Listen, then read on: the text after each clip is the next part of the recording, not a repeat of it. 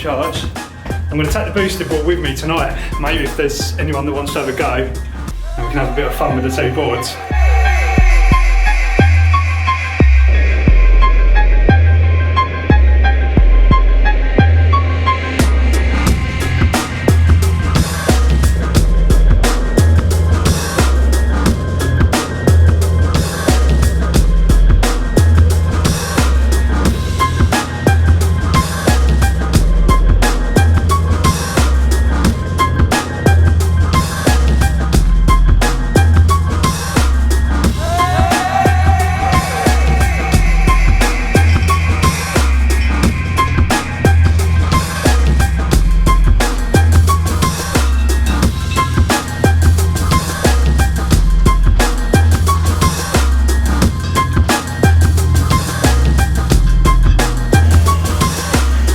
Now, I don't condone drinking alcohol. In fact, I'm probably not a good person to say that because I used to drink a lot when I was younger, but I don't drink a lot now.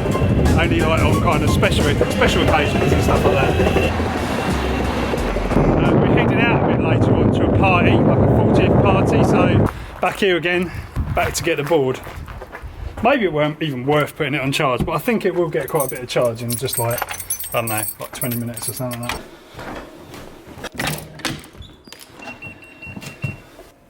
Little bit of charge has gone in. Here is how to carry this and that. Well, obviously ride that, but carrying that as well with this camera as well. Too many things, not enough hands. Right, we're off to our friends now. I don't know how much I'm going to vlog, but probably nothing actually, unless there's some fun on the boards. So I told you I wasn't going to vlog much last night. I don't know, like, not everybody's comfortable being on camera, so not that I kind of asked them, but just basically, people don't know how to deal with skateboards when they're in the car. So didn't vlog anything last night, had a few ciders, feel a little bit, so yeah, what better thing to do than come out on the board. I don't think I would trust anything other than the boosted board for this sort of thing. Like the other skateboard I had, there's no way I would do that, like down the middle of the road. Like I can see why everybody actually rides these things properly on the road, because yeah, just feels like locked in, proper locked in.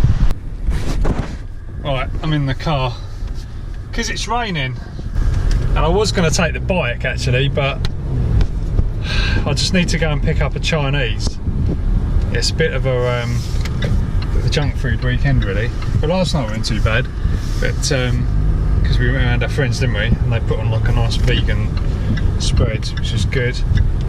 But yeah, just I think it's this house move thing, like the whole kind of not, I don't know, because we know we're going like at any minute, it's kind of like we're just basically just, I don't know, living day to day. So this is why I'm going to the shop all the time, which is just, it's not really ideal, but yeah, it's absolutely, it's sodden here, look at it. It's absolutely rubbish. The thing with the board is I will ride it in the rain, but it's just like, it's this hassle because you want to kind of dry it off and everything when you get back. You don't want to leave it wet because it might, you know, might kind of get into the electronics or something like that. I know they're water sealed, but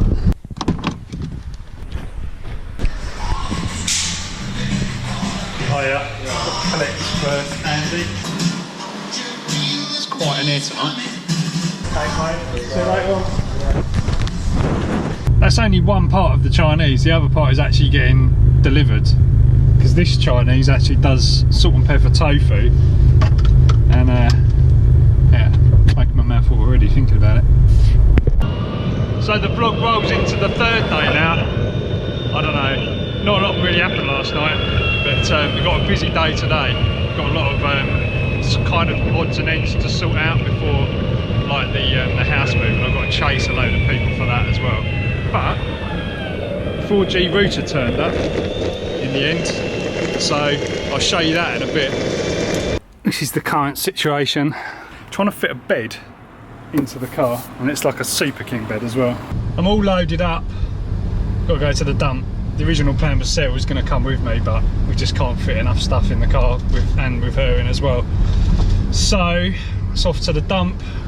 That's about 8 miles away, so it's not too bad.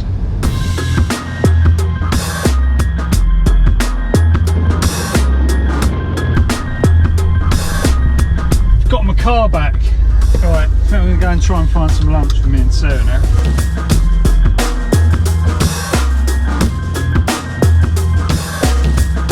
Always end up going overboard in there. I said it before, I'm really impressed with how quick this boosted board charges. I know the battery, I don't think the battery's actually that big, like capacity wise, it's not very big. Because you do probably get about 4 or 5 miles out of it or something like that.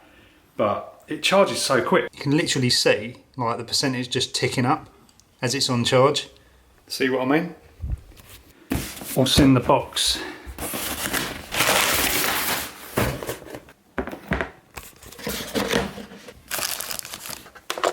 Good thing about this one, it's got external antennas. Some of the other ones have got them kind of built in, which obviously it's better to have external.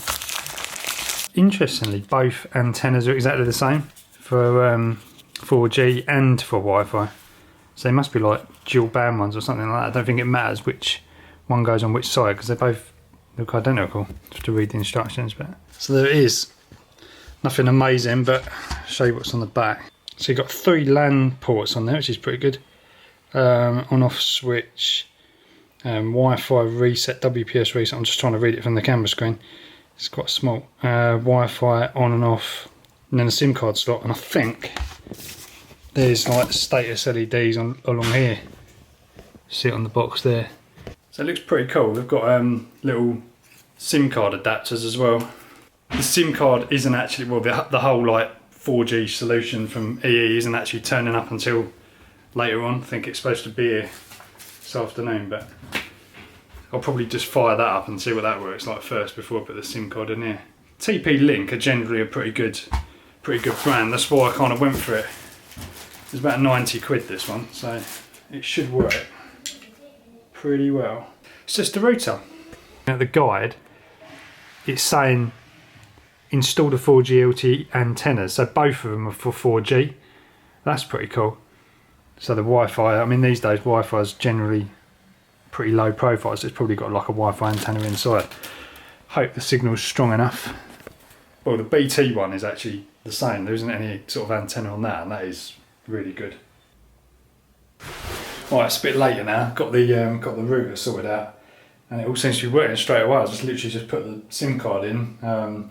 SIM card turned up with the little hotspot, which is downstairs. I might show you that in a minute. Yeah, I didn't even bother putting the SIM card in the thing that they actually sent me. I just put it straight in here because it's a full size one. You see it just in there and that one there. But first few little tests, well, I'll show you what I was doing, but it's pretty damn quick. So let's do a little speed test. It's not too bad. It's not the quickest here, 3G, 4G anyway. Should be much quicker at the new place. But let's compare that to like what's supposed to be infinity. It can't be right. Let's take it near to the router. You can see I'm right next to the router. It's crazy. No wonder it's taking so long to upload YouTube videos. Right guys, so I'm going to end the vlog out here because it's actually, the lighting is so good in it. Anyway, yeah, it's interesting all that broadband stuff. I don't think the tests are kind of conclusive though, because like I think our broadband was just really slow when I was doing it, like the home broadband, because I tried it again on my phone later, and as you'd expect, like BT Infinity was like over 40 megabits a second.